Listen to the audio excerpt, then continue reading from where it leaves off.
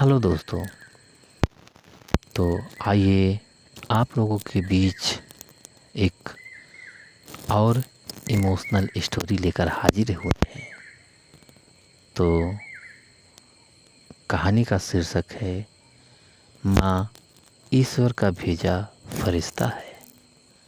बहुत ही खूबसूरत स्टोरी है। तो चलिए हम कहानी सुनाते हैं। एक समय की बात है, एक बच्चे का जन्म होने वाला था।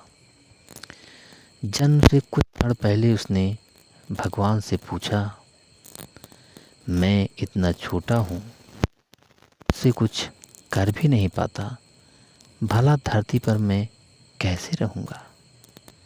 कृपया मुझे अपने पास ही रहने दीजिए, मैं कहीं नहीं जाना चाहता। भगवान बोले, मेरे पास बहुत से फरिश्ते हैं, उन्हीं में से एक मैंने तुम्हारे लिए चुन लिया है, वो तुम्हारा ख्याल रखेगा। पर आप मुझे बताइए, यहाँ स्वर्ग में मैं कुछ नहीं करता, बस गाता और मुस्कुराता हूँ। मेरे लिए खुश रहने के लिए इतना ही बहुत है।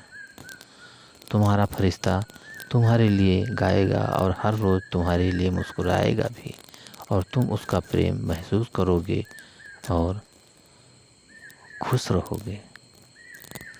और जब वह लोग मुझसे बात करेंगे तो मैं समझूंगा कैसे, मुझे तो उतनी भाषा नहीं आती।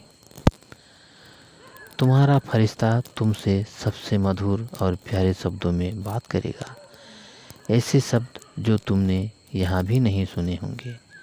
और बड़े धैर्य और सावधानी के साथ तुम्हारा फरिश्ता तुम्हें बोलना भी सिखाएगा। और जब मुझे आपसे बात करनी हो तो मैं क्या करूँ? तुम्हारा फरिश्ता तुम्हें हाथ जोड़कर प्रार्थना करना सिखाएगा, और इस तरह तुम मुझसे बात कर सकोगे। मैंने सुना है कि धरती पर बुरे लोग भी होते हैं, उनसे मुझे कौन बचाएगा? तुम्हारा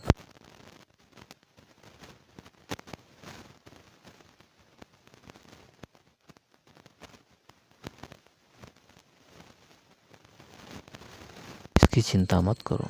तुम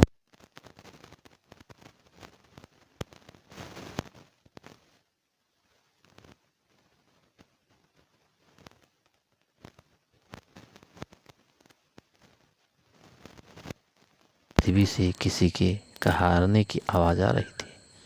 बच्चा समझ गया कि अब उसे जाना है, और उसने रोते रोते भगवान से पूछा, हे ईश्वर, अब तो मैं जाने वाला हूँ, कृपया मुझे उस फरिश्ते का नाम बता दीजिए।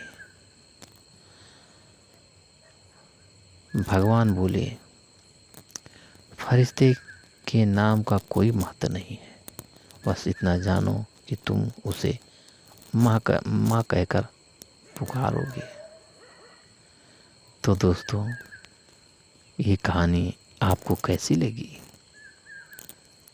हमें कमेंट करके ज़रूर बताइएगा, और एक लाइक तो ज़रूर कर दीजिएगा, क्योंकि माँ के नाम पे।